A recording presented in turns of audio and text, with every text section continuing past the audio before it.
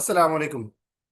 अभी recently SDO जो different interviews conduct हुए, डिफरेंट पैनल मेंबर्स ने जो कंडक्ट किए, उसमें ज्यादा फोकस इंटरव्यूअर्स का था कि उन्होंने कैंडिडेट से एसडीओ की जो रिलेटेड लॉज थे उससे क्वेश्चन उठाए। एसडीओ के रिलेटेड जितने भी लॉज थे उनसे क्वेश्चन उठाने का मकसद ये था, क्योंकि पेपर जो एसडीओ पैरा का जो पेपर्स हुए थे पहले, उसमें भी एसडीओ रिलेटेड लॉज का पेपर हो चुका था। तो उन जो कैंडिडेट्स हैं उनकी अंडरस्टैंडिंग को चेक करने के लिए फाइनल इंटरव्यू के अंदर भी लॉज लाजमी पूछे गए। अगर आप अपकमिंग तहसीलदार इंटरव्यू की तैयारी कर रहे हैं जो 2026 में जुलाई के महीने में एक्सपेक्टेड है, या अपकमिंग नायब तहसीलदार और तहसीलदार की जो सीट्स हैं उनकी तैयारी करना चाहते हैं, तो आपको रेवेन्यू लॉ का पेपर लाजमी तैयार करना चाहिए। और रेवेन्यू लॉ के जो पेपर है उसमें मोस्ट इंपॉर्टेंट जो एक्ट है वो है पंजाब लैंड रेवेन्यू एक्ट 1967। मैं अपनी पिछली वीडियो में पंजाब लैंड रेवेन्यू एक्ट 1967 का जो चैप्टर 1 है, जिसके अंदर 4 सेक्शंस हैं, जिसमें चौथा जो सेक्शन है वो डेफिनेशंस पे मबनी था, वो मैं कवर कर चुका हूं। आज की इस वीडियो में मैं पंजाब लैंड रेवेन्यू एक्ट 1967 के 2 चैप्टर कवर करूंगा, chapter number 2 and chapter number 3। Chapter 2 and chapter 3 में से most important and most expected interview questions along with answer जो आपसे एक्सपेक्ट किए जा सकते हैं, जो आपसे पूछे जा सकते हैं तहसीलदार के इंटरव्यू में, और नैब तहसीलदार और तहसीलदार का जो रेवेन्यू लॉज का पेपर होगा उसमें जो पेपर में क्वेश्चंस आते हैं वो आपके तैयार हो जाएंगे अगर आप इस वीडियो को शुरू से आखिर तक मुकम्मल देखेंगे। So let's start. आपके सामने स्क्रीन विजिबल होगी, मैं इसको मजीद विजिबल बनाने की कोशिश करता हूं। ये है Punjab land revenue act 1967 chapter 2 and chapter 3। ये इस वीडियो को मुकम्मल तौर पे देखने के बाद आपका पंजाब लैंड रेवेन्यू एक्ट 1967 का चैप्टर 2 और चैप्टर 3 मुकम्मल तौर पे तैयार हो जाएगा। Most important most expected and technical interview question answers इसमें कवर किए जाएंगे। और ये जो वीडियो है ये उन लोगों के लिए हेल्पफुल है जो नायब तहसीलदार, तहसीलदार या असिस्टेंट डायरेक्टर लैंड रेवेन्यू के लिए पेपर की तैयारी कर रहे हैं या इंटरव्यू की तैयारी कर रहे हैं।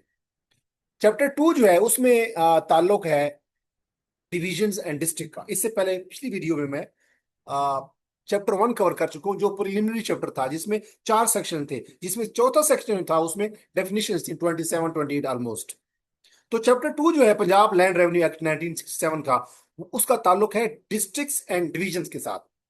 डिवीजन बड़ी चीज है तो पहले डिवीजन लिखा हुआ है, उसके बाद डिस्ट्रिक्ट। तो आपसे ये भी पूछा जा सकता है इंटरव्यू में कि पंजाब लैंड रेवेन्यू एक्ट का चैप्टर 2 किस चीज के साथ डील करता है, डिविजन्स एंड डिस्ट्रिक्ट के साथ डील करता है। तो आपसे इंटरव्यूअर पूछ सकता है कि वो कौन सी वो अथॉरिटी है जो पंजाब के अंदर डिवीजन बनाती है। अभी इस टाइम अगर हम पंजाब के अंदर डिवीजन देखें तो 10-11 डिवीजन हैं। जैसे सरगोदा डिवीजन है, उसमें 4 डिस्ट्रिक्ट हैं, बखर, खुशाब, मियांवाली और सरगोदा। इसी तरह डेरा गाजी खान डिवीजन है जिसमें डेरा गाजी खान, लिया, मुजफ्फरगढ़ और राजनपुर। इसी तरह मुल्तान डिवीजन है, इसी तरह भावलपुर डिवीजन है, इसी तरह लाहौर डिवीजन है, रावलपिंडी डिवीजन है, तो फैसलाबाद डिवीजन है। तो पंजाब के अंदर ये जो डिवीजन हैं ये कौन क्रिएट करता है, वो किसके पास अथॉरिटी होती है? तो सेक्शन 5 के मुताबिक, सेक्शन 5 किस चीज का?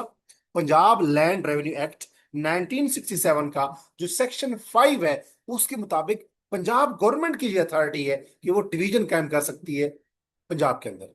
तो आपको समझ आ गई होगी। उसके बाद नोटिफिकेशन, गवर्नमेंट गवर्नमेंट गवर्नमेंट जब भी कोई नई डिवीजन क्रिएट करती है, जैसे जो प्रीवियस गवर्नमेंट थी जिसमें पीटीआई की गवर्नमेंट चल रही थी, उसमें जो चौधरी बिरादरान है उन लोगों ने नई कुछ डिवीजन क्रिएट की थी। गवर्नमेंट नोटिफाई करती है, नोटिफिकेशन इशू करती है गजट में, और उसके जरिए गवर्नमेंट को ये अथॉरिटी है। गवर्नमेंट से मुराद क्या है? क्योंकि ये पंजाब लैंड रेवेन्यू एक्ट है तो उसका मतलब है पंजाब गवर्नमेंट के पास ये अथॉरिटी है। इसी तरह Punjab Sindh government, KPK government और बलूचिस्तान गवर्नमेंट के पास ये अथॉरिटी है कि वो अपने अपने सूबे में, अपने अपने प्रोविंस में डिवीजन कायम कर सकते हैं। और पंजाब लैंड रेवेन्यू एक्ट 1967 के सेक्शन 5 के मुताबिक ये पंजाब गवर्नमेंट को अथॉरिटी है कि वो ऑफिशियल गजट में नोटिफाई करके, नोटिफिकेशन दे के वो पंजाब के अंदर नई डिवीजन क्रिएट कर सकते हैं। तो ये क्वेश्चन आपका क्लियर हुआ। उसके बाद आपसे पूछा जा सकता है कि डिवीजन क्या है? पंजाब लैंड रेवेन्यू एक्ट 1967 के मुताबिक डिवीजन होती क्या है? डिवीजन से मुराद है कि ये एक एडमिनिस्ट्रेटिव यूनिट होता है जिसमें 2 या 2 से ज्यादा डिस्ट्रिक्ट्स होते हैं। जो गवर्नमेंट स्पेसिफाई करती है। अगर तो आपसे पूछा जाता है व्हाट इज डिवीजन, तो डिवीजन से मुराद है कि ये एक एडमिनिस्ट्रेटिव यूनिट है, ये इंतजामी एक यूनिट है, इकाई है। इंतजामी से मुराद ये है कि जिसके अंदर एडमिनिस्ट्रेटिव काम कर रही होती है पंजाब गवर्नमेंट। और एक डिवीजन के अंदर दो, कम से कम दो, दो से ज्यादा डिस्ट्रिक्ट भी हो सकते हैं, लेकिन कम से कम दो डिस्ट्रिक्ट होने चाहिए। तो डिवीजन से क्या मुराद है, अगर इंटरव्यूअर आपसे पूछते हैं तो division means it is an administrative unit consisting two और more districts as specified by the Punjab government. उसके बाद आपसे ये भी पूछा जा सकता है कि क्या गवर्नमेंट एक डिवीजन की लिमिट्स, जो टेरिटोरियल लिमिट्स होती हैं कि एक डिवीजन कहां कहां तक फैली हुई है, उसमें कौन कौन से डिस्ट्रिक्ट्स होंगे, तो क्या जो गवर्नमेंट है यानी पंजाब गवर्नमेंट, क्या वो चेंज कर सकती है एक डिवीजन की लिमिट्स को? यस।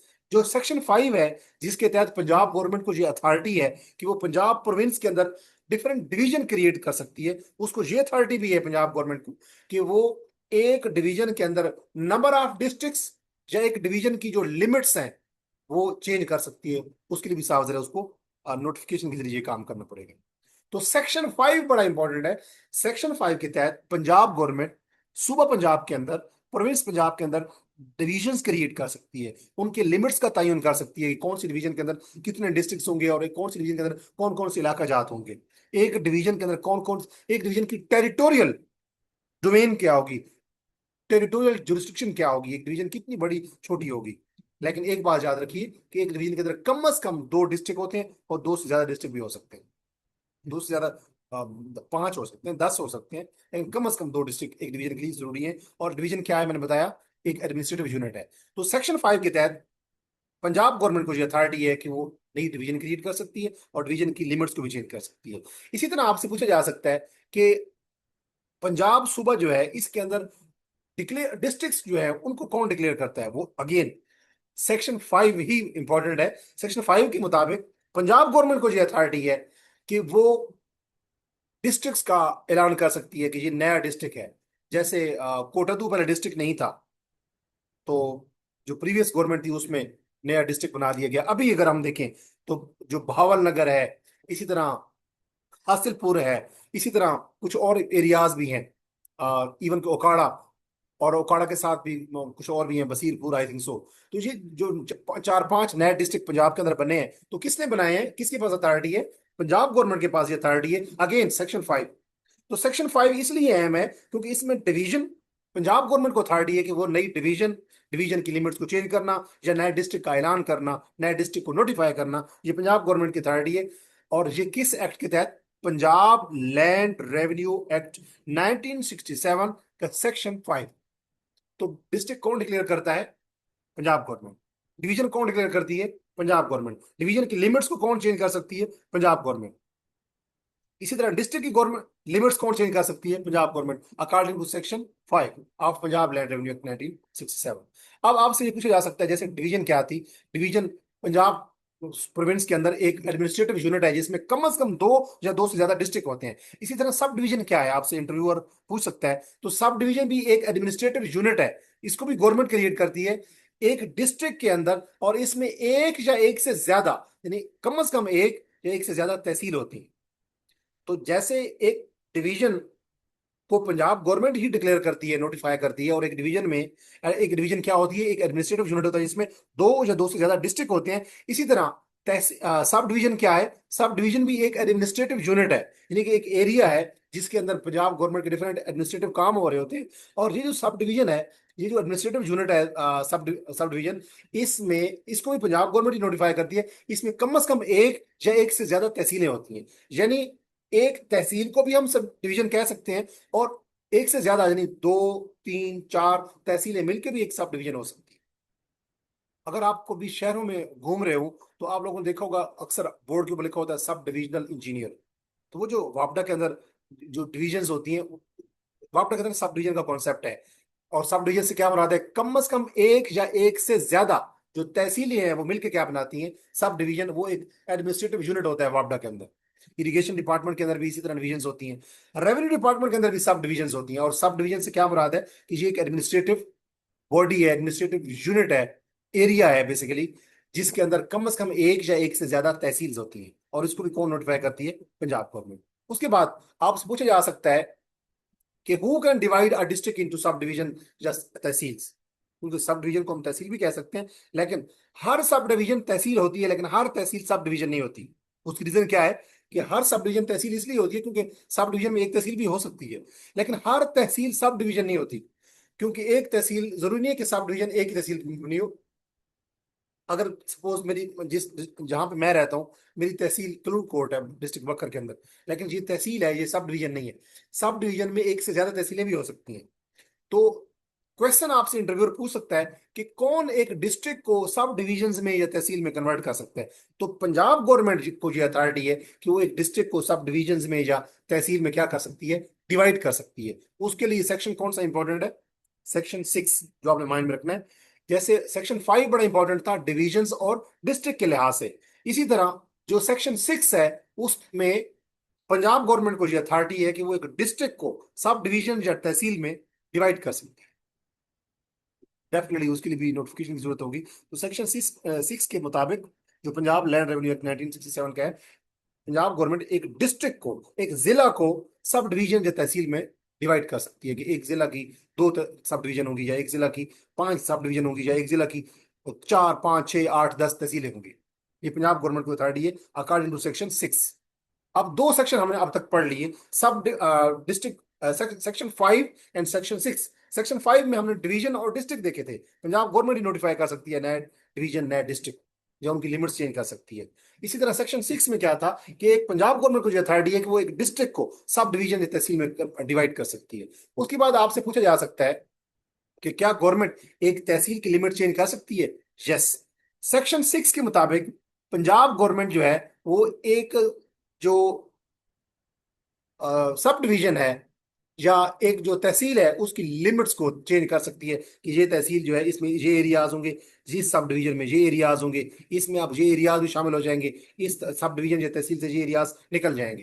तो सेक्शन 5 में जैसे डिवीजन को डिस्ट्रिक्ट में कन्वर्ट किया जा सकता सकता था, और डिस्ट्रिक्ट और डिवीजन की लिमिट्स को चेंज कर सकती थी पंजाब गवर्नमेंट, सेक्शन 6 के मुताबिक एक डिस्ट्रिक्ट को गवर्नमेंट जो है वो डिफरेंट डिवीजन, सब डिवीजन में और तहसील में कन्वर्ट कर सकती है। और सेक्शन 6 के मुताबिक ही गवर्नमेंट एक तहसील या एक सब डिवीजन की लिमिट्स को चेंज कर सकती है। तो सेक्शन 5 और सेक्शन 6 में ये फर्क है। सेक्शन 5 का ताल्लुक डिवीजन और डिस्ट्रिक्ट के साथ है, और सेक्शन 6 का ताल्लुक क्या है, डिस्ट्रिक्ट और उसकी उसकी उसकी फर्दर जो डिवीजन होती है इनटू सब डिवीजन एंड तहसील, और उन सब डिवीजन और तहसील की लिमिट्स को चेंज करना ये भी पंजाब गवर्नमेंट का अथॉरिटी है सेक्शन 6 के मुताबिक। उसके बाद अगर अगर हम देखें सेक्शन, अब ये चैप्टर 2 हमने डिस्कस कर ली।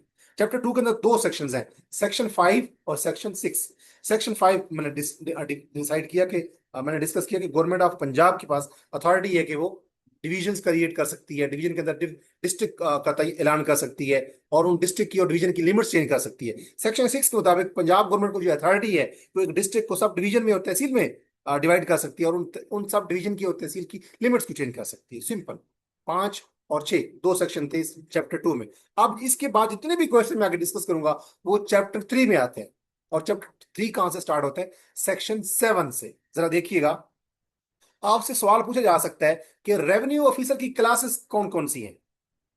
बड़ा इंपॉर्टेंट क्वेश्चन है जो इंटरव्यूअर लाजमी पूछता है। और पेपर में भी जो नायब तहसीलदार तहसीलदार का जो रेवेन्यू लाज का पेपर होता है, या असिस्टेंट डायरेक्टर लैंड रेवेन्यू का, एडीएलआर का, उसमें भी रेवेन्यू लाज के पेपर में ये क्वेश्चन लाजमी आता है कि रेवेन्यू ऑफिसर की जो क्लासेस हैं वो कौन से सेक्शन उसको डील करता है और वो कौन कौन सी हैं।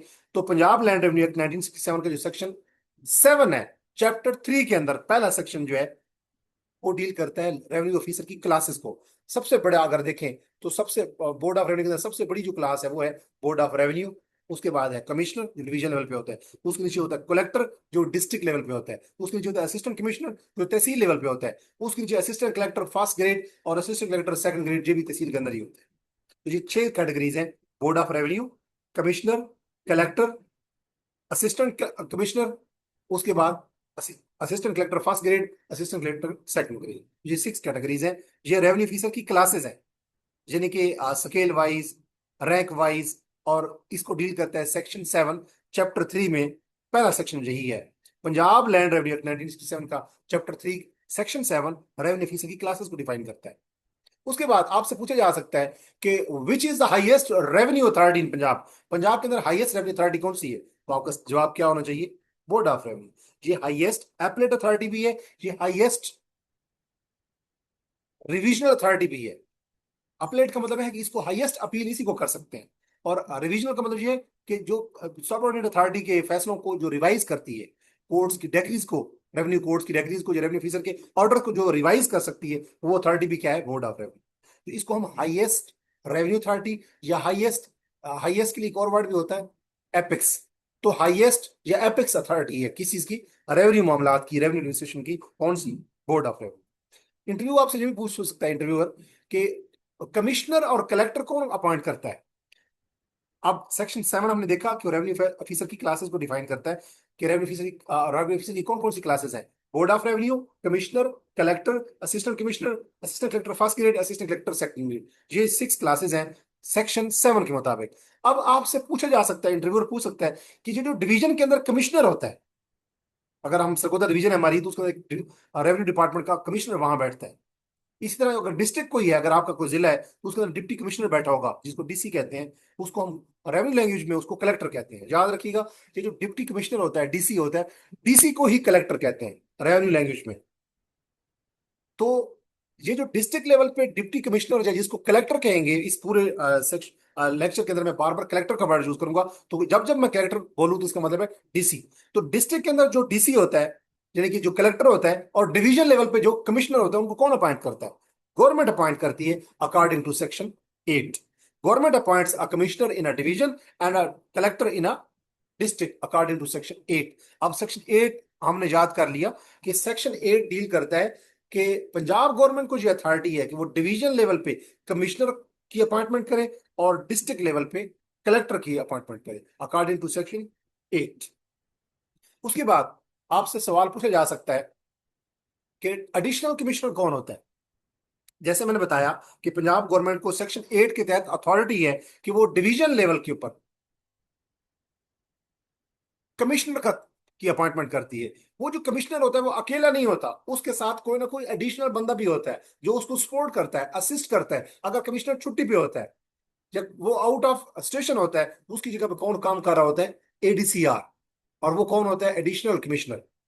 और तो ये एडिशनल कमिश्नर क्या होता है? एडिशनल कमिश्नर ये गवर्नमेंट ही अपॉइंट करती है, पंजाब गवर्नमेंट। और ये वो तमाम पावर्स और वो तमाम ड्यूटीज एक्सरसाइज करता है जो बेसिकली कमिश्नर करता है, ये उसका असिस्टेंट होता है। तो एडिशनल कमिश्नर जो असिस्ट करता हो कमिश्नर को, और ये इसके पास वो तमाम पावर्स होंगी जो कमिश्नर एक्सरसाइज करता है, और इस जो एडिशनल कमिश्नर होते हैं उसके पास वो तमाम ड्यूटीज परफॉर्म करेगा जो कमिश्नर परफॉर्म करता है। तो आपको समझ आ गई। लेकिन ये जो एडिशनल कमिश्नर होगा, ये हमेशा under the control of commissioner होगा। जो एडिशनल बंदा होता है वो हमेशा अपनी अपर अथॉरिटी के हमेशा कंट्रोल में होता है, उसकी उसके नीचे काम कर रहा होता है, उसकी सुपरविजन में काम कर रहा होता है। तो एडिशनल कमिश्नर जो है, ये पंजाब गवर्नमेंट अपॉइंट करती है। ये एक ऐसी अथॉरिटी है जो बेसिकली डिवीजन लेवल पे होती है, और डिवीजन लेवल पे ये कमिश्नर के नीचे काम कर रही होती है। कमिश्नर की ही पावर अथॉरिटीज को एक्सरसाइज कर रही होती है कमिश्नर की सुपरविजन में, उसके under the subject of, under the control of commissioner.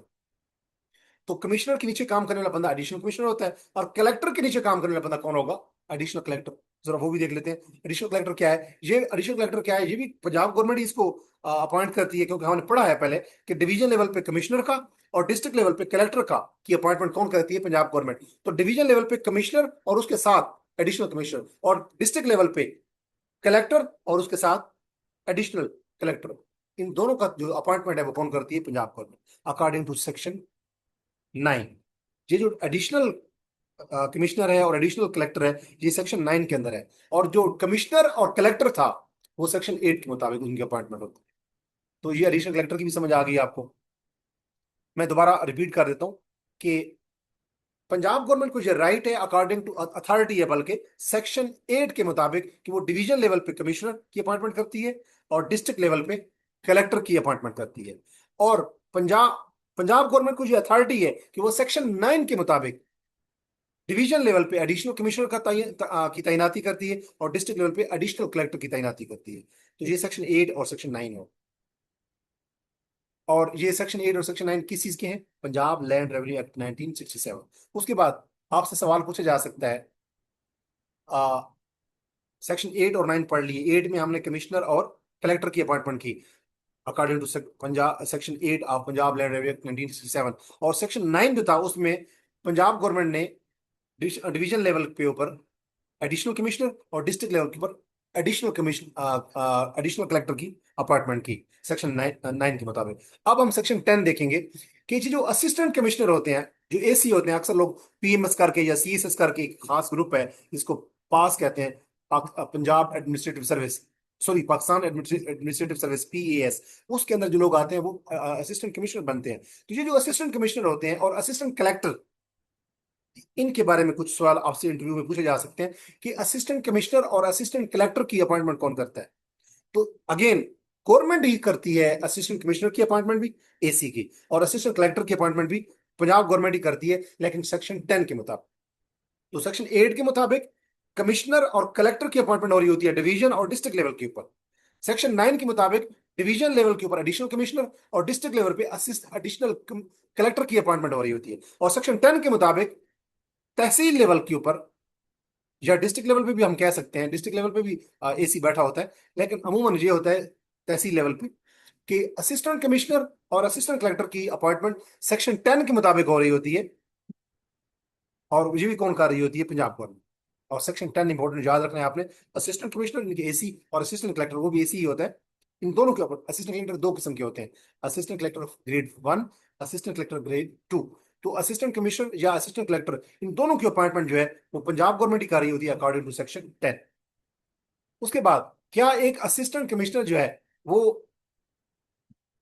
एक कलेक्टर की पावर एक्सरसाइज कर सकते हैं? कलेक्टर से क्या मुराद है, जैसे मैंने पहले बताया कि डिस्ट्रिक्ट लेवल पे जो डीसी होता है उसको हम कलेक्टर कहते हैं। तो क्या एक असिस्टेंट कमिश्नर जो है, जो एसी होता है, क्या वो डीसी की पावर यानी कलेक्टर की पावर एक्सरसाइज कर सकते हैं?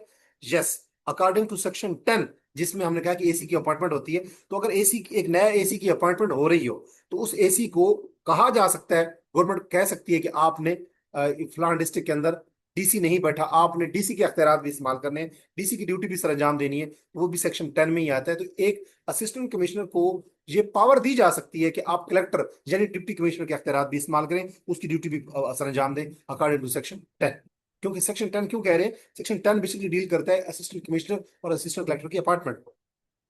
क्या असिस्टेंट कलेक्टर फर्स्ट ग्रेड, जैसे मैंने कहा कि असिस्टेंट कलेक्टर दो किस्म के होते हैं, कलेक्टर होता है डीसी, उसके नीचे जो होता है जो एसी लेवल पे काम कर रहा होता है वो होता है असिस्टेंट कलेक्टर। वो दो किस्म के होते हैं, assistant collector grade 1, assistant collector grade 2। तो क्या असिस्टेंट कलेक्टर जो ग्रेड फर्स्ट है वो भी डीसी के अख्तियार यानी कलेक्टर के अख्तियार एक्सरसाइज कर सकता है? यस। सेक्शन वही 10 जिसमें एसी, असिस्टेंट कमिश्नर और असिस्टेंट कलेक्टर की अपॉइंटमेंट हो रही होती है, सेक्शन 10 के मुताबिक गवर्नमेंट पावर दे सकती है, असाइन कर सकती है असिस्टेंट कलेक्टर ग्रेड 1 को कि आपने डीसी के अख्तियार यानी कलेक्टर के अख्तियार इस्तेमाल करने हैं, उसकी ड्यूटीज भी सरंजाम देनी है। तो ये सेक्शन 10 बड़ा इंपॉर्टेंट है, जिसमें असिस्टेंट कमिश्नर और असिस्टेंट कलेक्टर की अपॉइंटमेंट हो रही है, और इसी असिस्टेंट कमिश्नर को कहा जा रहा है कि आप डीसी के अख्तियार यानी कलेक्टर के अख्तियार इस्तेमाल करें, और असिस्टेंट कलेक्टर ग्रेड 1 को कहा जा रहा है कि आप डीसी के यानी कि कलेक्टर के अख्तियार इस्तेमाल करें, उसकी पावर एक्सरसाइज करें, उसकी ड्यूटीज निभाएं। लेकिन याद रखिएगा, असिस्टेंट कलेक्टर जो ग्रेड 2 होता है उसको अख्तियार नहीं दिया, उसके पास ये पावर नहीं होती, उसको ये पावर असाइन नहीं की जाती, उसको ये पावर कन्फर नहीं की जा सकती, उसके ऊपर ये पावर गवर्नमेंट पंजाब गवर्नमेंट नहीं देती कि आप डीसी के अख्तियार यानी कलेक्टर के अख्तियार संभालें। सिर्फ असिस्टेंट कमिश्नर यानी एसी या असिस्टेंट कलेक्टर ग्रेड 1 को ये अख्तियार है कि वो डीसी यानी कलेक्टर के अख्तियार या उसके पावर जो है इस्तेमाल करे सेक्शन 10 के मुताबिक। उसके बाद आपसे ये भी सवाल पूछा जा सकता है कि किसके कंट्रोल में जो असिस्टेंट कमिश्नर है वो कलेक्टर के अख्तियार इस्तेमाल करता है? साफ ज़ाहिर है, अगर एक एसी है उसको कहा जाए कि आपने कलेक्टर के अख्तियार इस्तेमाल करने हैं, तो वो कंट्रोल किसके अंदर होगा? वो कलेक्टर के ही कंट्रोल में होगा। फॉर एग्जाम्पल एक कलेक्टर है, वो आउट ऑफ डिस्ट्रिक्ट है, किसी ट्रेनिंग पे गया हुआ है, कलेक्टर से क्या मुराद है? डीसी, अगेन एंड अगेन मैं कह रहा हूँ। तो एक अगर असिस्टेंट कमिश्नर है तो वो भी डीसी के एक डिस्ट्रिक्ट के अंदर कलेक्टर के यानी डीसी के डिस्ट्रिक्ट लेवल पे डीसी के रेवेन्यू मामलात के अंदर वो कलेक्टर के अख्तियार या पावर इस्तेमाल कर सकता है, लेकिन under the control of collector. एक अफीसर जिस की जगह पे काम कर रहा होगा उसके कंट्रोल में जरूर होगा। तो अगर एक असिस्टेंट कमिश्नर है, एसी है, वो according to section 10 of Punjab land revenue act 1967, अगर वो कलेक्टर के अख्तियारात या पावर्स या ड्यूटी सर अंजाम दे रहा है तो ही और she would be under the control of collector. इसी तरह आपसे पूछा जा सकता है, ये हमने देखा कि असिस्टेंट कमिश्नर जो है वो किसके कंट्रोल में, under under whose control he और she would be performing duties of collector, he और she would be performing, an assistant commissioner would be performing duties of collector under the control of collector. अगर वो नहीं है, वो अगर training पे गया हुआ है या आउट ऑफ पाकिस्तान है या वो छुट्टी पे है किसी किस्म की, तो उसके अख्तियारात उसके अंडर काम कर रहा होगा, बेसिकली उसके कंट्रोल के अंदर काम कर रहा होगा, उससे मशवरा मांगेगा इंपॉर्टेंट मामलात में एक असिस्टेंट कमिश्नर। तो ये सेक्शन 10 की बातें हो रही है। सेक्शन 10 को मैं दोबारा रिवाइज कर लेता हूँ। सेक्शन 8, 9 और 10। सेक्शन 8 के मुताबिक पंजाब गवर्नमेंट को ये अख्तियार है कि वो डिवीजन लेवल पे कमिश्नर और डिस्ट्रिक्ट लेवल पे कलेक्टर की अपॉइंटमेंट करते हैं। इसी तरह सेक्शन 9 के मुताबिक पंजाब गवर्नमेंट को अख्तियार है कि वो डिवीजन लेवल पे एडिशनल कमिश्नर और डिस्ट्रिक्ट लेवल पे एडिशनल कलेक्टर को की अपॉइंटमेंट करता है। और सेक्शन 10 के मुताबिक पंजाब गवर्नमेंट को अख्तियार है कि वो डिस्ट्रिक्ट लेवल पे भी कहा जा सकता है, तहसील लेवल पे भी कहा जा सकता है, लेकिन अमूमन डिस्ट्रिक्ट लेवल पे भी असिस्टेंट कमिश्नर तैनात होते हैं, एक डिस्ट्रिक्ट में एसी बैठे होते हैं।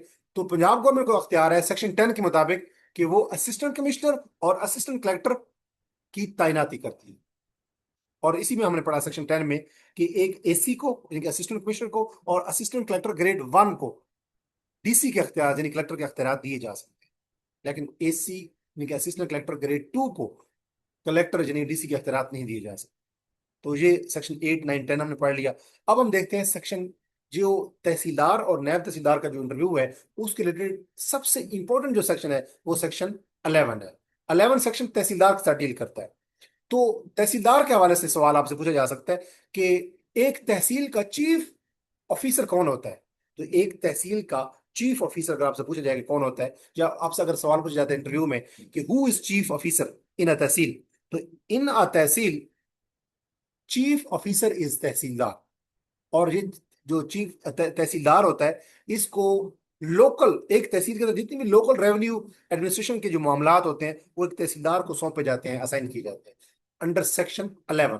तो सेक्शन जो 11 है पंजाब लैंड रेवेन्यू एक्ट 1967 का, वो तहसीलदार के पावर्स को डील करता है कि सेक्शन 11 के मुताबिक एक तहसीलदार एक तहसील के अंदर चीफ ऑफिसर होता है किन मामलात का, लोकल रेवेन्यू एडमिनिस्ट्रेशन। एक तहसील में जितने भी रेवेन्यू के मामलात होंगे, रिकॉर्ड्स की मेंटेनेंस होगी, सुपरविजन होगी, म्यूटेशन यानी इंतकाल होंगे, इनहेरिटेंस होगी, हिब्बा होगा, गिफ्ट होगा, लैंड ट्रांसफर होगा, प्रॉपर्टी की खरीद और फरोख्त, रजिस्ट्रियां, सब कुछ एक तहसील के अंदर जितने भी लैंड रेवेन्यू एडमिनिस्ट्रेशन है उनका अख्तियार या उसका उसके ऊपर पावर किस चीज की होगी, एक तहसीलदार की होगी under section 11 of Punjab land revenue act 1967।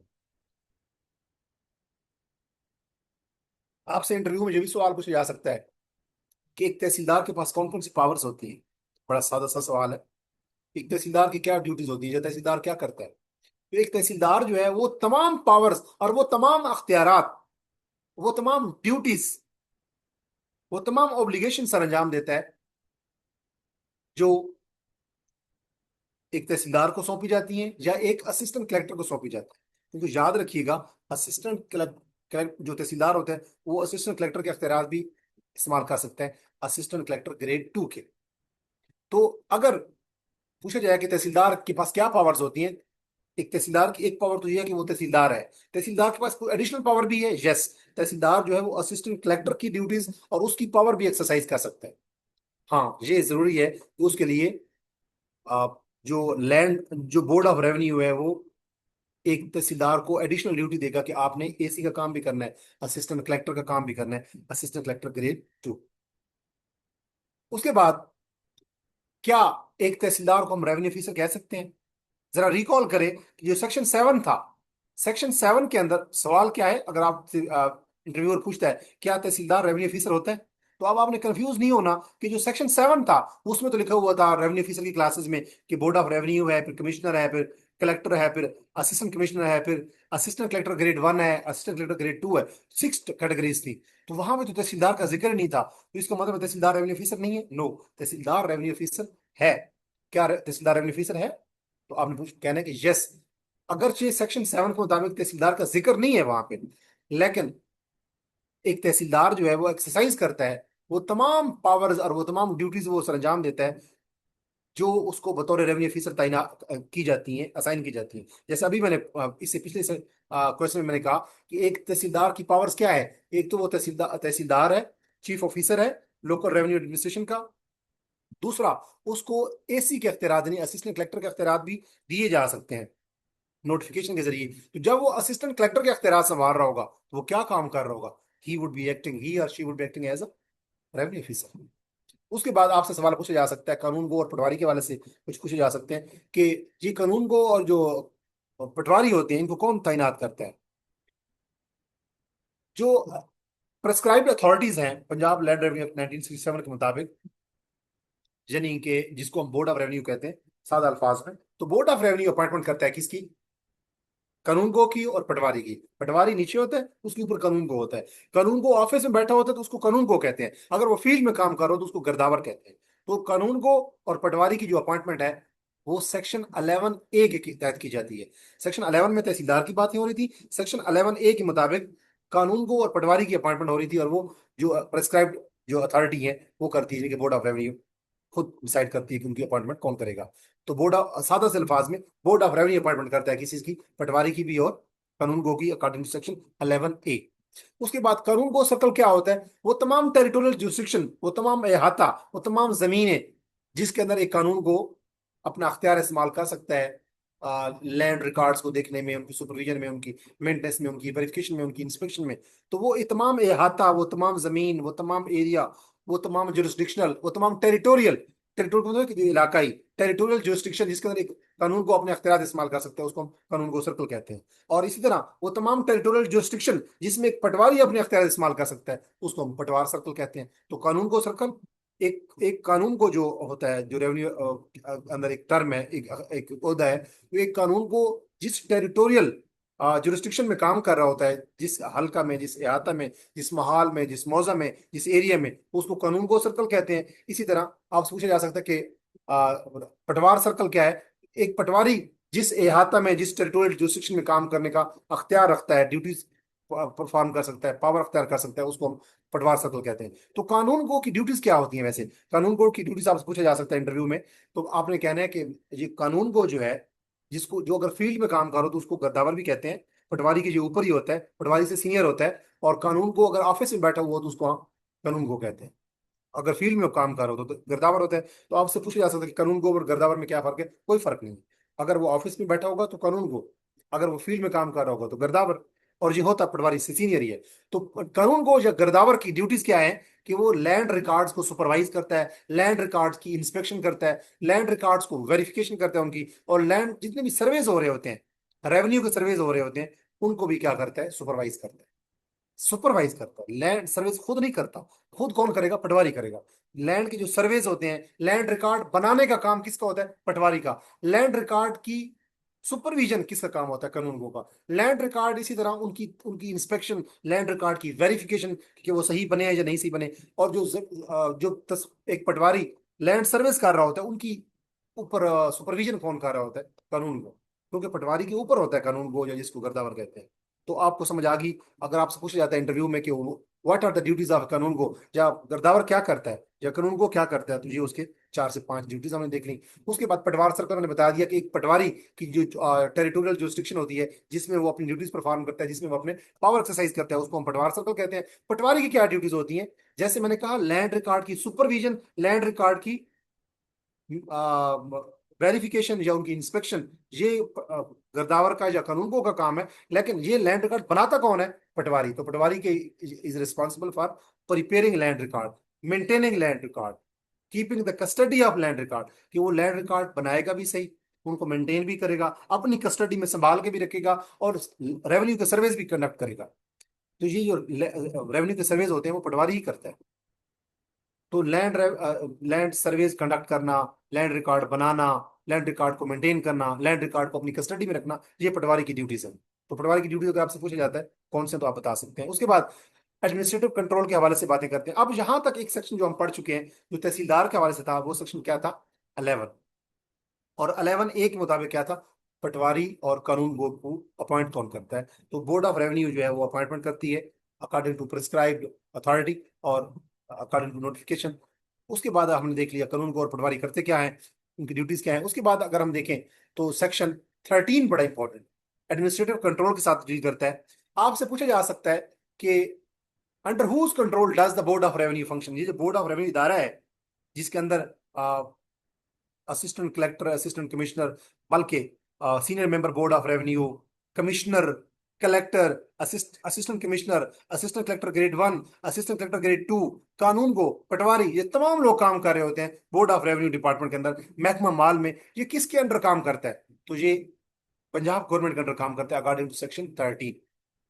तो बोर्ड ऑफ रेवेन्यू इदारा है, लेकिन ये खुद मुख्तार इदारा नहीं है, बल्कि ये किसके कंट्रोल में है? पंजाब गवर्नमेंट के। तो बोर्ड ऑफ रेवेन्यू बेसिकली एक इदारा है, पब्लिक इदारा है, रेवेन्यू के मामला को देखता है, लेकिन it is subject to the control of Punjab government according to section 13। उसके बाद आपसे पूछा जा सकता है कि ये जो जितने भी रेवेन्यू ऑफिसर्स होते हैं उनके ऊपर सुपरिटेंडेंट्स, उनको मॉनिटर करना, उनके ऊपर कंट्रोल करना, जनरल सुपरिटेंडेंट्स का मतलब यही होता है। तो जितने भी रेवेन्यू ऑफिसर होते हैं पंजाब के अंदर, रेवेन्यू ऑफिसर से क्या मुराद है? जैसे मैंने पहले बताया सेक्शन 7 के मुताबिक बोर्ड ऑफ रेवेन्यू जिसमें senior member board of revenue है, commissioner, collector, assistant commissioner, assistant collector grade 1, assistant collector grade 2, even के तहसीलदार भी रेवेन्यू ऑफिसर होता है अगर वो असिस्टेंट कलेक्टर का काम कर रहा हो। तो ये जो तमाम रेवेन्यू ऑफिसर्स होते हैं इनके ऊपर जनरल सुपरिटेंडेंट्स, जनरल कंट्रोल किसका होता है? इन तमाम रेवेन्यू ऑफिसर के ऊपर जनरल कंट्रोल किसका होता है? बोर्ड ऑफ रेवेन्यू का। और बोर्ड ऑफ रेवेन्यू के ऊपर कंट्रोल किसका होता है? पंजाब गवर्नमेंट। तो किसके कंट्रोल में होते हैं तमाम रेवेन्यू ऑफिसर एक पंजाब पंजाब प्रोविंस के अंदर? बोर्ड ऑफ रेवेन्यू के अंडर होते हैं। तो पंजाब के अंदर काम करने वाले तमाम रेवेन्यू ऑफिसर के ऊपर जनरल सुपरिटेंडेंट्स और कंट्रोल किस डिपार्टमेंट का होता है? बोर्ड ऑफ रेवेन्यू का। और बोर्ड ऑफ रेवेन्यू के ऊपर किसका कंट्रोल होता है? पंजाब का। ये भी आपको इंटरव्यू में क्लियर हो गया। उसके बाद आपसे पूछा जा सकता है कि एक डिवीजन के अंदर, जैसे हमारी सरगोदा डिवीजन है, फैसलाबाद डिवीजन है, अपना मुल्तान डिवीजन है, भावलपुर डिवीजन है, रावलपिंडी डिवीजन है, लाहौर डिवीजन है, इस तरह गुजरांवाला डिवीजन है, जितनी बाकी डिवीजन भी हैं। तो जितने भी डिवीजन है पंजाब के अंदर, उन पंजाब जो जो डिवीजन है हर डिवीजन के अंदर रेवेन्यू ऑफिसर्स होते हैं। कैसे? डिवीजन के अंदर होता है कमिश्नर, एक डिवीजन लेवल में बैठा होता है कमिश्नर, उसके साथ एडिशनल कमिश्नर भी बैठा होता है। उस डिवीजन के अंदर डिस्ट्रिक्ट्स भी होते हैं, डिस्ट्रिक्ट में बैठा होता है कलेक्टर, उसके साथ एडिशनल कलेक्टर भी बैठा होता है। उसके नीचे असिस्टेंट कमिश्नर होता है, साथ असिस्टेंट कलेक्टर होता है, उसके नीचे असिस्टेंट कलेक्टर ग्रेड 1 और ग्रेड 2, और नीचे तहसीलदार। तो एक डिवीजन में जितने भी रेवेन्यू ऑफिसर्स होते हैं उनको कौन कंट्रोल करता है? कमिश्नर। अगर आपसे पूछा जाए कि एक डिस्ट्रिक्ट के अंदर जितने भी रेवेन्यू ऑफिसर्स होते हैं, एक डिस्ट्रिक्ट के अंदर कौन कौन से रेवेन्यू ऑफिसर होते हैं? डिस्ट्रिक्ट लेवल पे बैठा होता है कलेक्टर, उसके साथ बैठा होता है एडिशनल कलेक्टर, उसके नीचे assistant commissioner, assistant collector grade 1 और ग्रेड 2 बैठे होते हैं, नीचे तहसीलदार भी होता है जब अगर वो असिस्टेंट कमिश्नर असिस्टेंट कलेक्टर का काम कर रहा होता है, जब तहसीलदार तो वो भी रेवेन्यू ऑफिसर ही होता है। तो एक डिस्ट्रिक्ट के अंदर जितने भी रेवेन्यू ऑफिसर्स होते हैं उनको कंट्रोल कौन कर रहा होता है? कलेक्टर। इसी तरह आपसे एक और जो इंपॉर्टेंट सवाल पूछा जा सकता है कि बोर्ड ऑफ रेवेन्यू के पास कौन से ऐसी पावर्स हैं कि वो केसेस को, रेवेन्यू ऑफिसर का जो रेवेन्यू का कोई केस है उस हवाले से बोर्ड ऑफ रेवेन्यू के पास कौन कौन सी पावर है? बोर्ड ऑफ रेवेन्यू के पास रेवेन्यू के केस के हवाले से, बोर्ड ऑफ रेवेन्यू के एक केस के हवाले से क्या कर सकता है? 3-4 काम कर सकता है। बोर्ड ऑफ रेवेन्यू के पास ये पावर है कि वो एक रेवेन्यू के मामले का केस को डिस्ट्रीब्यूट कर सकता है। बिजनेस का मतलब है कि वो काम किसी और को दे देना, किसी और को तफवीज कर देना, सौंप देना, डेलीगेट कर देना कि ये काम फलां बंदा करेगा। ये बोर्ड ऑफ रेवेन्यू ये कह सकता है कि ये फलां रेवेन्यू जो केस है, पार्टीशन का है या जिस चीज का भी है, ये जो फलां केस है, ये फलां कमिश्नर या फलां कलेक्टर या फलां एडिशनल कमिश्नर या फलां एडिशनल कलेक्टर या फलां असिस्टेंट कमिश्नर या फलां असिस्टेंट कलेक्टर ये काम करेगा। तो ये है डिस्ट्रीब्यूशन ऑफ बिजनेस। इसी तरह एक केस, किसी रेवेन्यू एक रेवेन्यू का केस है, वो किसी कमिश्नर के पास, किसी कलेक्टर के पास, किसी असिस्टेंट कमिश्नर या असिस्टेंट कलेक्टर के पास पड़ा है, तो बोर्ड ऑफ रेवेन्यू के पास ये पावर है कि वो केस उससे विथड्रॉ कर ले कि आपने ये काम नहीं करना, ये केस पे और काम करेगा, मैं खुद करूंगा, जो मैं फलां बंदे से करवाऊंगा। इसी तरह एक केस को एक रेवेन्यू ऑफिसर से, अच्छा बोर्ड ऑफ रेवेन्यू के पास ये पावर भी है कि कोई केस अगर किसी ऑफिसर के पास, रेवेन्यू ऑफिसर के सामने या किसी रेवेन्यू कोर्ट के अंदर अभी ऑन गोइंग हो, अभी इन प्रोग्रेस हो, तो बोर्ड ऑफ रेवेन्यू खुद इंटरवीन करके उस केस को डिसाइड भी कर सकता है। ये तीसरा अख्तियार है बोर्ड ऑफ रेवेन्यू के पास। और चौथा अख्तियार ये है कि वो एक केस, फॉर एग्जाम्पल मैं रेवेन्यू ऑफिसर हूँ और मैं फॉर एग्जाम्पल तहसीलदार हूँ, तो एक केस अगर मैं अपने अंडर काम कर रहा हूँ, उस केस को मैं देख रहा हूँ, तो बोर्ड ऑफ रेवेन्यू के पास ये अख्तियार है कि वो केस मेरे पास से उठा के किसी और तहसीलदार या किसी और असिस्टेंट कलेक्टर या किसी और असिस्टेंट कमिश्नर या किसी और कलेक्टर या किसी और कमिश्नर के पास भेज दे।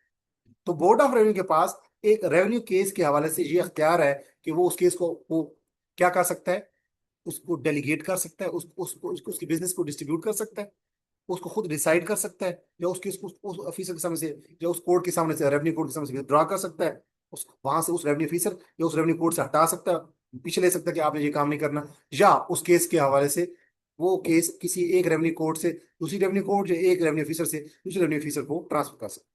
तो distribution of business, decision of case, withdrawal और ट्रांसफर ऑफ केस, ये चारों काम कर सकता है और बोर्ड ऑफ रेवेन्यू। उसके अलावा आपसे पूछा जा सकता है कि can a commissioner transfer revenue cases? Yes, section 14 के मुताबिक एक कमिश्नर जो है वो विड्रॉ भी कर सकता है और वो ट्रांसफर भी कर सकता है वो तमाम केसेस जो उसके नीचे जितने भी रेवेन्यू ऑफिसर्स होते हैं उनके पास जो केसेस पड़े होते हैं। कमिश्नर कहाँ बैठा होता है? डिवीजन लेवल पे। तो एक डिवीजन लेवल पे जो जितने भी एक डिवीजन के अंदर जितने भी रेवेन्यू ऑफिसर्स होंगे, तो एक कमिश्नर अपने नीचे काम करने वाले रेवेन्यू ऑफिसर के सामने जो केस पड़ा होगा उसको विड्रॉ भी कर सकते हैं कि ये केस आपने हल नहीं करना, इस केस को आप नहीं देखेंगे, विड्रॉ भी कर सकता है, या एक रेवेन्यू ऑफिसर के सामने पड़े हुए केस को किसी दूसरे रेवेन्यू ऑफिसर के पास ट्रांसफर भी कर सकता है। यस, एक कमिश्नर जो है वो केसेस को ट्रांसफर भी कर सकता है, विड्रॉ भी कर सकता है उस डिवीजन के अंदर जितने भी रेवेन्यू ऑफिसर के सामने पड़े हुए मामला। क्या एक कलेक्टर जो होता है जो डिवीजन डिस्ट्रिक्ट लेवल पे काम कर रहा होता है, कलेक्टर को मैंने क्या कहा था, क्या कहते हैं आम अल्फाज में? डिप्टी कमिश्नर कहते हैं। तो एक कलेक्टर जो होता है रेवेन्यू लैंग्वेज में उसको कहते हैं कलेक्टर। तो क्या एक कलेक्टर जो रेवेन्यू के मामलात को, रेवेन्यू के केसेस को ट्रांसफर कर सकता है? यस। एक कलेक्टर जो होता है वो डिस्ट्रिक्ट लेवल पे उसके नीचे जितने भी रेवेन्यू ऑफिसर्स होते हैं, उसके नीचे कौन कौन होता है कलेक्टर के नीचे? Assistant commissioner, assistant collector, assistant collector grade 1, assistant collector grade 2, assistant tehsildar even के। तो एक कलेक्टर जो होता है वो अपने जो सबऑर्डिनेट रेवेन्यू ऑफिसर्स होते हैं उनसे केसेस विड्रॉ भी कर सकते हैं और एक रेवेन्यू ऑफिसर का केस दूसरे रेवेन्यू ऑफिसर को ट्रांसफर भी कर सकता है। इसी तरह आपसे सवाल पूछा जा सकता है कि क्या एक रेवेन्यू ऑफिसर जो है वो अपनी कुछ पावर्स ऐसी भी एक्सरसाइज कर सकता है जो उसके अपनी जुरिस्डिक्शन में ना आती हूँ? यानी कि अगर मैं तहसीलदार हूँ, जब मैं असिस्टेंट कमिश्नर हूँ, जब मैं असिस्टेंट कलेक्टर हूँ ग्रेड 1 या ग्रेड 2 हूँ, जब मैं कमिश्नर हूँ, जब मैं कलेक्टर हूँ डिस्ट्रिक्ट लेवल पे, तो क्या एक जो रेवेन्यू ऑफिसर है, मैं एक कमिश्नर, एक कलेक्टर, एक एडिशनल कमिश्नर, एक एडिशनल कलेक्टर, एक असिस्टेंट कमिश्नर, एक assistant collector grade 1, assistant collector grade 2, तहसीलदार, ये तमाम रेवेन्यू ऑफिसर्स होते हैं। तो क्या एक रेवेन्यू ऑफिसर अपनी जुरिस्डिक्शन से बाहर केस की जो केसेस होते हैं उनमें पावर अपनी एक्सरसाइज कर सकता है? नो। सेक्शन 14 के मुताबिक एक रेवेन्यू ऑफिसर अपनी टेरिटोरियल जुरिस्डिक्शन से बाहर नहीं जा सकता। वो अपने यानी कि एक कलेक्टर डिवीजन लेवल पे जाके केस को नहीं सुन सकता। इसी तरह एक असिस्टेंट कमिश्नर डिस्ट्रिक्ट लेवल से बाहर जाके केस नहीं सुन सकता।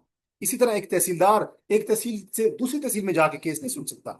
तो हर रेवेन्यू ऑफिसर की अपनी टेरिटोरियल जुरिस्डिक्शन होती है जिस इहाता के अंदर वो अपने अख्तियार इस्तेमाल कर सकता है, पावर एक्सरसाइज कर सकता है या ड्यूटीज कर सकता है। तो एक तहसीलदार तहसील के अंदर ही मामला देखेगा, एक असिस्टेंट कमिश्नर एक डिस्ट्रिक्ट के अंदर ही मामला देखेगा, एक कलेक्टर डिस्ट्रिक्ट से बाहर नहीं जाएगा और उस डिस्ट्रिक्ट के अंदर ही रेवेन्यू ऑफिसर को देखेगा, रेवेन्यू कोर्ट्स को देखेगा, और एक कमिश्नर अपने डिवीजन से बाहर नहीं जाएगा रेवेन्यू केसेस में। तो एक कोई भी रेवेन्यू ऑफिसर सेक्शन 14 के मुताबिक अपनी टेरिटोरियल जुरिस्डिक्शन से बाहर जाके केसेस को सॉल्व नहीं कर सकता। उसी तरह कुछ कॉम्बिनेशन ऑफ ऑफिस के बारे में भी सवाल आपसे पूछा जा सकता है इंटरव्यू में कि कॉम्बिनेशन ऑफ ऑफिस से क्या मुराद है? सेक्शन 15 जो है पंजाब लैंड रेवेन्यू एक्ट 1967, उसके मुताबिक एक रेवेन्यू ऑफिसर को ये कहा जा सकता है कि ये काम भी आप करना है, ये काम भी आप करना है। यानी कि आपने देखा होगा कि पंजाब गवर्नमेंट के अंदर किसी भी डिपार्टमेंट में एक बंदे को जो किसी डिपार्टमेंट का के अंदर कोई डिस्ट्रिक्ट कमिश्नर, डिस्ट्रिक्ट कोऑर्डिनेटर या मैनेजर होता है, उसको किसी और डिपार्टमेंट का भी इजाफी चार्ज दे दिया जाता है, उसको हम कहते हैं कॉम्बिनेशन ऑफ ऑफिस। तो एक बंदे को दो या दो से ज्यादा ऑफिस का इंचार्ज बनाया जा सकता है, that is called combination of office according to section 15। तो अगर एक फॉर एग्जांपल कलेक्टर है या सपोज एक असिस्टेंट कमिश्नर है, तो एक असिस्टेंट कमिश्नर को कहा जा सकता है कि आपने फलां दूसरे ऑफिस का भी चार्ज संभालना है। यानी आपने कंसोलिडेशन के मामला भी देखने हैं, सेटलमेंट के मामला भी देखने हैं, आपने फॉर एग्जांपल वापडा को भी देखना है, मैं मिसाल दे रहा हूँ। तो आपने ये दो तीन ऑफिस को देखना है, तो एक एक जगह पे तो वो अपनी प्राइमरी ड्यूटी कर रहा होगा, साथ दूसरी दूसरे तीसरे ऑफिस में भी वो काम, उसका चार्ज भी उसके पास एडिशनल चार्ज आ जाएगा। That is called combination of office, और that is dealt in according to section 15 of Punjab land revenue act 1967। उसके बाद कन्फर्मेंट ऑफ पावर, कन्फर्म कहते हैं कि एक पावर किसी के ऊपर किसी को पावर सौंपना। तो who can confer powers of commissioner and collector? एक कमिश्नर और जो कलेक्टर की पावर्स हैं वो कौन कन्फर कर सकता है? यानी कि किसी बंदे को कमिश्नर की पावर देना, किसी बंदे को कलेक्टर के अख्तियार देना, ये कौन कर सकती है? पंजाब गवर्नमेंट, क्योंकि अपॉइंटमेंट ही कमिश्नर की और कलेक्टर की पंजाब गवर्नमेंट ही करती है। तो सेक्शन 16 के मुताबिक पंजाब गवर्नमेंट किसी भी अथॉरिटी को, किसी भी बंदे को कह सकती है कि आपके ऊपर आपको हमने अख्तियार दिए हैं, पावर्स दिए हैं, किसी की, कमिश्नर की या कलेक्टर की। कमिश्नर की होंगी तो डिवीजन लेवल पे बंदा बैठेगा, अगर कलेक्टर की होंगी तो वो बंदा डिस्ट्रिक्ट लेवल पे बैठा होगा एज रेवेन्यू ऑफिसर। तो पंजाब गवर्नमेंट सेक्शन 16 के मुताबिक कमिश्नर की और कलेक्टर के अख्तियार या उनकी कन्फर्मेंट ऑफ पावर कर सकती है किसी भी बंदे को, सेक्शन 16 के मुताबिक। इसी तरह who can confer powers of assistant collector, जैसे हमने कहा पंजाब गवर्नमेंट के पास ये अख्तियार है कि वो किसी भी शख्स को, किसी भी बंदे को, बंदी हो बंदे को कह सकती है कि आपके ऊपर हमने, आपको हमने पावर्स दी हैं, किसकी? कमिश्नर की। अब आप कमिश्नर के तौर पे काम करेंगे। या किसी भी बंदे को पंजाब गवर्नमेंट अख्तियार दे सकती है कि अब आपको हमने पावर्स दी हैं, किसकी? कलेक्टर की। यानी आप डीसी के तौर पे काम कर सकते हैं, कलेक्टर के तौर पे काम कर सकते हैं डिस्ट्रिक्ट लेवल पे। तो ये तो पंजाब गवर्नमेंट करती है। लेकिन बोर्ड ऑफ रेवेन्यू जो है, उसके पास ये अख्तियार है, गवर्नमेंट के पास अख्तियार है कि वो किसी बंदे को कमिश्नर या कलेक्टर की ड्यूटीज दे सकती है या उनके अख्तियार दे सकती है। लेकिन किसी बंदे को असिस्टेंट कलेक्टर के अख्तियार देना किसका काम है? किसी अथॉरिटी है, board of revenue. Board of revenue के पास ये अथॉरिटी है कि वो किसी शख्स को कह सकती है कि आप असिस्टेंट कलेक्टर है फलां सब डिवीजन के या फलां तहसील के अंदर। तो कमिश्नर और कलेक्टर की पावर्स पंजाब गवर्नमेंट देती है, लेकिन असिस्टेंट कलेक्टर की पावर्स बोर्ड ऑफ रेवेन्यू देता है सेक्शन 16 के मुताबिक। उसके बाद, अच्छा ये सेक्शन याद करना जरूरी नहीं है, लेकिन ये याद रखना जरूरी है कि कमिश्नर की और कलेक्टर की पावर्स कौन देती है? पंजाब गवर्नमेंट। उनकी अपॉइंटमेंट भी वही करती है, कमिश्नर की अपॉइंटमेंट और कलेक्टर की अपॉइंटमेंट डिवीजन लेवल पे और डिस्ट्रिक्ट लेवल पे पंजाब गवर्नमेंट करती है। तो उनकी पावर्स भी वही कंफर्म कर सकती है, कन्फर करना, देना, अता करना, सौंपना, तफवीज करना, असाइन करना। इसी तरह असिस्टेंट कलेक्टर की जो पावर्स हैं कि किसी बंदे के ऊपर को अख्तियार देना, सौंपना कि आप अब असिस्टेंट कलेक्टर हो, वो कौन दे सकता है अख्तियार? Board of revenue. Can conferred powers भी विदड्रॉन, कि अगर कोई एक अथॉरिटी किसी को पावर्स दे रही है तो क्या वो अथॉरिटी पावर वापस भी ले सकती है? यस। जो अथॉरिटी पावर दे सकती है वो पावर को विदड्रॉ भी कर सकती है। जैसे पंजाब गवर्नमेंट किसी शख्स को, कमिश्नर या किसी भी शख्स को कलेक्टर के तौर पे पावर दे भी सकती है और पावर ले भी सकती है। लिहाजा किसी शख्स को कमिश्नर या किसी शख्स को कलेक्टर की पावर कौन देगा? पंजाब गवर्नमेंट, और विड्रॉ भी पंजाब गवर्नमेंट करेगी। लिहाजा किसी शख्स को भी असिस्टेंट कलेक्टर की पावर कौन देगा? Board of revenue. और विड्रॉ भी कौन कर सकता है उन पावर्स को? Board of revenue. तो कन्फर्मेंट ऑफ पावर का मतलब क्या है? कन्फर्मेंट ऑफ पावर का इफेक्ट क्या है? अगर आपसे कोई पूछता है तो कन्फर्मेंट ऑफ पावर का इफेक्ट ये है कि अगर किसी शख्स को हमने कहा है कि आप, आपको हमने पावर दी है, पंजाब गवर्नमेंट अगर किसी बंदे को कमिश्नर की पावर देती है तो वो कमिश्नर की ड्यूटीज और कमिश्नर की पावर्स एक्सरसाइज करेगा। अगर पंजाब गवर्नमेंट किसी शख्स को कलेक्टर की पावर्स देती है तो वो कलेक्टर बन के ही पावर एक्सरसाइज करेगा और उसकी ड्यूटी, वो कलेक्टर बन के ही ड्यूटीज निभाएगा।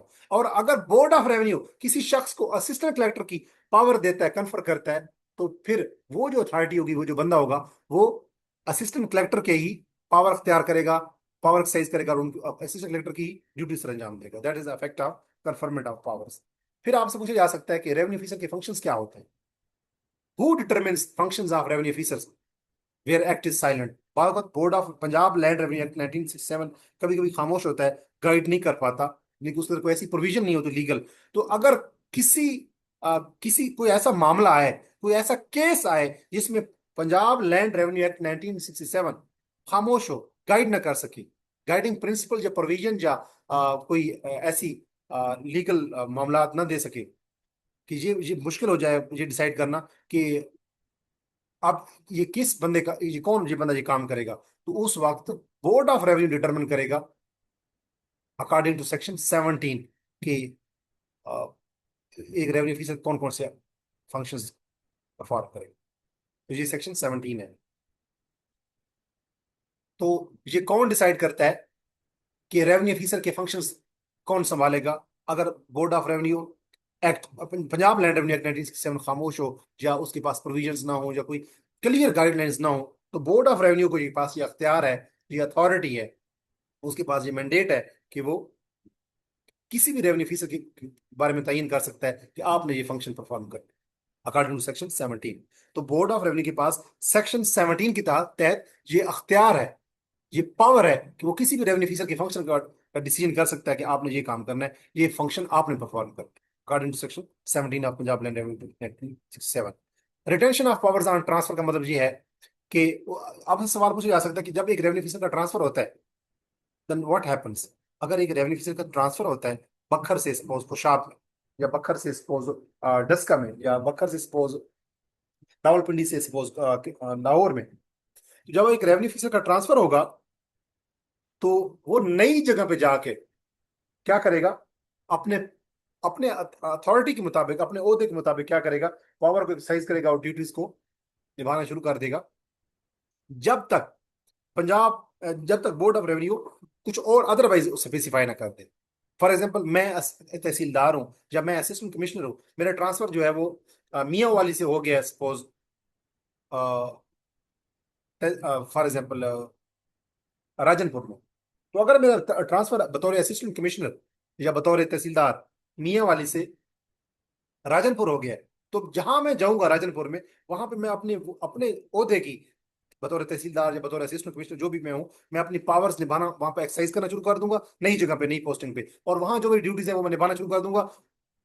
हाँ ये है कि अगर बोर्ड ऑफ रेवेन्यू को स्पेसिफिक को लेटर मुझे नोटिफिकेशन देगा, अगर नोटिफिकेशन मुझे आ जाता है कि आपने ये काम करना है और ये नहीं करना, तो अलग बात है। अदरवाइज मैं नई जगह पे जब जाऊंगा तो मेरे पास वो पावर्स रहेंगी जो मेरी पावर्स हैं, मेरी वो मैं वो ड्यूटीज करता रहूंगा जो मेरी ड्यूटीज हैं, जो मुझसे सपोज की जाती हैं। तो इसको हम कहते हैं रिटेंशन ऑफ पावर, के पावर बनने के बाद रहती है। अगर एक बंदे को एक जगह से उठा के किसी दूसरे का तैनात कर दिया जाता है, तो वो अपनी पावर्स वहां जाके निभाना शुरू कर देता है, पावर एक्सरसाइज करना शुरू कर देता है और अपनी ड्यूटीज वहां जाके निभाना शुरू कर देता है। इसको कहते हैं रिटेंशन ऑफ पावर। उसके बाद आपसे पूछा जा सकता है कि कमिश्नर में और कलेक्टर में क्या फर्क है। बड़ा इंपॉर्टेंट क्वेश्चन। कमिश्नर में और कलेक्टर में क्या फर्क है अगर आपसे पूछा जाता है, तो कमिश्नर एक डिवीजन का हेड होता है रेवेन्यू के मामलात में, कलेक्टर एक डिस्ट्रिक्ट का हेड होता है रेवेन्यू के मामलात में। कमिश्नर जो होता है वो एक डिवीजन के अंदर जितने भी रेवेन्यू ऑफिसर्स होते हैं उनको कंट्रोल करता है, और कलेक्टर जो होता है वो एक डिस्ट्रिक्ट के अंदर जितने भी रेवेन्यू ऑफिसर्स होते हैं उनको कंट्रोल करता है। और जो कमिश्नर होता है वो बोर्ड ऑफ रेवेन्यू के नीचे होता है, यानी कि कमिश्नर जो डिवीजन लेवल पे बैठा होता है उसके ऊपर क्या होता है, बोर्ड ऑफ रेवेन्यू। और लेकिन जो कलेक्टर होता है उसके ऊपर क्या होता है, कमिश्नर भी होता है और बोर्ड ऑफ रेवेन्यू भी होता है। तो ये फर्क है। Commissioner is a head of division, collector is head of district in revenue matters. इसी तरह कमिश्नर जो है वो एक डिवीजन के अंदर जितने भी रेवेन्यू ऑफिसर्स होते हैं उनको कंट्रोल करता है, और जो कलेक्टर होता है वो एक डिस्ट्रिक्ट के अंदर जितने भी रेवेन्यू ऑफिसर्स होते हैं उनको कंट्रोल करता है। और एक कमिश्नर के ऊपर कौन होता है, बोर्ड ऑफ रेवेन्यू। और एक कलेक्टर के ऊपर कौन होता है, बोर्ड ऑफ रेवेन्यू भी होता है, और सॉरी, एक कलेक्टर के ऊपर कौन होता है, कमिश्नर भी होता है और बोर्ड ऑफ रेवेन्यू। ये फर्क आ गया। उसके बाद आपसे पूछा जा सकता है कि कानून को में और पटवारी में क्या फर्क है। कानून को और गिरदावर एक ही चीज है। ऑफिस में बैठा हुआ तो कानून को, फील्ड में बैठा हुआ तो वो गिरदावर होगा। तो कानून को में और पटवारी में क्या फर्क है कि कानून को सुपरवाइजरी ऑफिसर है, वो सुपरविजन करेगा। पटवारी जो है वो फील्ड रेवेन्यू ऑफिसर है, ऑफिशियल है, नॉट ऑफिसर, ऑफिशियल। कानून को क्या करता है, पटवारियों को सुपरवाइज करता है, और पटवारी क्या करता है, वो लैंड रिकॉर्ड को मेंटेन करता है। इसी तरह कानून को क्या करता है, रिकॉर्ड को वेरीफाई करता है, और पटवारी क्या करता है, रिकॉर्ड को मेंटेन करता है, प्रिपेयर करता है। तो पटवारी ने लैंड रिकॉर्ड मेंटेन करना है, उसको प्रिपेयर करना है, उसको अपनी कस्टडी में रखना है। और कानून को क्या करेगा, उसको सुपरवाइज करेगा, लैंड रिकॉर्ड को, उसको उसकी इंस्पेक्शन करेगा, उसकी वेरिफिकेशन करेगा, उसको सुपरवाइज करेगा। और कानून को जो सर्कल होता है उसके लिए रिस्पॉन्सिबल है, और पटवारी जो है वो पटवार सर्कल के अंदर रिस्पॉन्सिबल। तो ये फर्क भी आपको समझ आ गया। पटवारी नीचे होता है, उसके ऊपर क्या होता है, कानून को होता है। उसके बाद आपसे यही सवाल पूछा जा सकता है कि असिस्टेंट कलेक्टर फर्स्ट ग्रेड में और असिस्टेंट कलेक्टर सेकंड ग्रेड में क्या फर्क है। बड़ा important question. AC assistant collector grade 1 और असिस्टेंट कलेक्टर ग्रेड 2 में क्या फर्क है। इन दोनों के अंदर पावर्स, फर्क किस चीज का है, पावर्स का फर्क है। असिस्टेंट कलेक्टर ग्रेड 1 साहब जरा सीनियर होता है, असिस्टेंट कलेक्टर ग्रेड 2 जो होता है वो जूनियर होता है। फर्स्ट ग्रेड ऑफिसर जो होते हैं उनके पास ज्यादा पावर्स और ज्यादा जुरिस्डिक्शंस होती है। कैसे, मैं मिसाल देता हूँ, हमने पीछे ही पढ़ा है, इस वीडियो के अंदर ही मैंने डिस्कस किया कि जो असिस्टेंट कलेक्टर ग्रेड 1 होता है उसको हत्ता के कलेक्टर के अख्तियार भी दिए जा सकते हैं। कलेक्टर से क्या मतलब होता है, डीसी। यानी असिस्टेंट कलेक्टर जो 1 होता है, यानी असिस्टेंट कलेक्टर जो ग्रेड 1 होता है, वो उसको कलेक्टर के यानी डीसी के अख्तियार भी दिए जा सकते हैं। लेकिन असिस्टेंट कलेक्टर ग्रेड 2 को डीसी के अख्तियार नहीं दिए जा सकते। ये फर्क है इन दोनों में। उस तरह आपसे ये सेकंड लास्ट क्वेश्चन है, उसके बाद आखिरी क्वेश्चन के बाद मैं इसको वाइंड अप करता हूँ कि why is the board of revenue called the apex revenue institution या ऑर्गेनाइजेशन। कि बोर्ड ऑफ रेवेन्यू को हाईएस्ट रेवेन्यू अथॉरिटी क्यों कहा जाता है। तो रेवेन्यू ऑफिसर जितने भी होते हैं पंजाब के अंदर, उन तमाम का, और जितनी भी रेवेन्यू कोर्ट्स होती हैं पंजाब के अंदर, उनके अंदर जितने भी मामलात होते हैं रेवेन्यू एडमिनिस्ट्रेशन के, उनको, उनके ऊपर हाईएस्ट एपलेट अथॉरिटी और हाईएस्ट रिवीजनल अथॉरिटी, चूंकि बोर्ड ऑफ रेवेन्यू है इसलिए उसको कहते हैं apex revenue institution, because all revenue officers are subordinate to it and exercises overall supervision and control over revenue institution Punjab. यानी एक पंजाब सूबे के अंदर जितने भी रेवेन्यू ऑफिसर्स हैं, इवन के जितनी भी रेवेन्यू कोर्ट्स हैं, उनके जितने भी मामलात हैं उनके ऊपर एडमिनिस्ट्रेशन, उनके ऊपर कंट्रोल, उनके ऊपर जनरल सुपरिटेंडेंट्स किस चीज की है? बोर्ड ऑफ रेवेन्यू की है। इसलिए बोर्ड ऑफ रेवेन्यू को क्या कहते हैं? एपिक्स, इन हाईएस्ट एपिक्स कोड होती है हाईएस्ट कोड। इस तरह एपिक्स बना हाईएस्ट रेवेन्यू इंस्टीट्यूशन या हाईएस्ट रेवेन्यू अथॉरिटी। और इसके साथ एक और बात भी याद रखें कि बोर्ड ऑफ रेवेन्यू को हाईएस्ट रेवेन्यू अथॉरिटी इसलिए कहते हैं कि एक पंजाब सूबे के अंदर जितने भी रेवेन्यू के मामलात होंगे उनकी अपील, सबसे बड़ी अपील बोर्ड ऑफ रेवेन्यू को हो रही होगी। और बोर्ड ऑफ पंजाब के अंदर जितने भी रेवेन्यू के मामलात हैं उनके अंदर सबसे ज्यादा जो रिवीजनल अथॉरिटी होगी, वो भी सबसे हाईएस्ट अथॉरिटी, वो भी बोर्ड ऑफ रेवेन्यू का हासिल है। इसलिए इसको highest revenue authority, highest revenue court कहते हैं। एपलेट कोड भी है highest revenue, highest appellate court भी है, हाईएस्ट रिवीजनल कोड भी है। और इसको एपेक्स रेवेन्यू इंस्टीट्यूशन या एपेक्स रेवेन्यू एडमिनिस्ट्रेशन या एपेक्स रेवेन्यू ऑर्गेनाइजेशन भी कहते हैं। और आखिरी क्वेश्चन जिसके ऊपर मैं ये वाइंड अप करने लगा हूं, the most important question in this video lecture is कि अगर आप इंटरव्यू में जाते हैं तहसीलदार के या नैब तहसीलदार के, तो आपसे पूछा जा सकता है कि आप गिनवाएं कि पंजाब के अंदर रेवेन्यू एडमिनिस्ट्रेशन की हायरार्की क्या है। हायरार्की का मतलब है कि कौन बंदा किसके ऊपर बैठा होता है, कौन बंदा किसकी जूनियर होता है, कौन बंदा किसका सीनियर होता है। इसको हम कहते हैं हायरार्की या ऑर्गेनोग्राम। तो सबसे ऊपर क्या होता है? बोर्ड ऑफ रेवेन्यू, जिसमें senior member board of revenue बैठा होता है। इसी तरह उसके नीचे क्या होता है? डिवीजन लेवल पे कमिश्नर, कमिश्नर के नीचे डिस्ट्रिक्ट लेवल पे कौन होता है? कलेक्टर, जिसको हम डिप्टी कमिश्नर कहते हैं। उसके नीचे असिस्टेंट कमिश्नर बैठा होता है, वो भी डिस्ट्रिक्ट के अंदर ही बैठे होते हैं। उसके नीचे असिस्टेंट कलेक्टर ग्रेड 1, उसके नीचे असिस्टेंट कलेक्टर ग्रेड 2, उसके नीचे तहसीलदार, और तहसीलदार के नीचे नायब तहसीलदार, और नायब तहसीलदार के नीचे कानूनगो, और कानूनगो के नीचे पटवारी। तो नीचे नीचे पटवारी, पटवारी के ऊपर कानूनगो, कानूनगो के ऊपर नायब तहसीलदार, नायब तहसीलदार के ऊपर तहसीलदार, तहसीलदार के ऊपर असिस्टेंट कलेक्टर ग्रेड 2, उसके ऊपर असिस्टेंट कलेक्टर ग्रेड 1, उसके ऊपर असिस्टेंट कमिश्नर, उसके ऊपर कमिश्नर, कमिश्नर के ऊपर क्या होता है? Board of revenue. तो ये हायरार्की है जो कि अगर आप नायब तहसीलदार या एडीएलआर के इंटरव्यू में जा रहे हैं, या अगर आप तहसीलदार और नायब तहसीलदार के या एडीएलआर के रेवेन्यू लॉज के पेपर की तैयारी कर रहे हैं, तो आपको इस हायरार्की का पता होना चाहिए। अगर आप तहसीलदार या नायब तहसीलदार के टेस्ट या इंटरव्यू की तैयारी करना चाहते हैं, तो आप मेरा पेड सेशन ज्वाइन कर सकते हैं। मेरे पेड सेशन को ज्वाइन करने के लिए इस वीडियो के कमेंट सेक्शन में एक मैं लिंक दूंगा, उस पर आप क्लिक करेंगे तो एक पोस्टर ओपन होगा जिसमें मेरा व्हाट्सएप नंबर मेंशन होगा। उस व्हाट्सएप नंबर पर रब्ता करके आप मुझसे तहसीलदार और नायब तहसीलदार के टेस्ट और इंटरव्यू की तैयारी कर सकते हैं। अपना बहुत सारा ख्याल रखिएगा। मैं अपनी आने वाली वीडियो में जो अगले चैप्टर्स हैं पंजाब लैंड रेवेन्यू एक्ट 1967 के, उनके ऊपर जो उनमें जो मोस्ट इंपॉर्टेंट क्वेश्चंस हैं इंटरव्यू के हवाले से और टेस्ट के हवाले से, उनके ऊपर वीडियो बनाने के लिए आपकी खिदमत में दोबारा हाजिर होऊंगा। अपना बहुत सारा ख्याल रखिएगा। और उन लोगों का भी जॉब से जुड़े हुए हैं, अगर आप मेरे चैनल के ऊपर न्यू हैं, तो मेरा चैनल जो है इंग्लिश विद अजमल खान, इस चैनल को आप सब्सक्राइब कीजिए, ताकि इस चैनल की वसातत से आप तहसीलदार, नायब तहसीलदार और पंजाब के अंदर जो डिफरेंट जॉब्स आती हैं उनके टेस्ट की तैयारी और इंटरव्यू की तैयारी करने के लिए आपको फायदा पहुंचता रहे। अपना बहुत सारा ख्याल रखिएगा अगेन। और उन लोगों का जॉब से जुड़े हुए हैं, अल्लाह के बाद, अल्लाह हाफिज।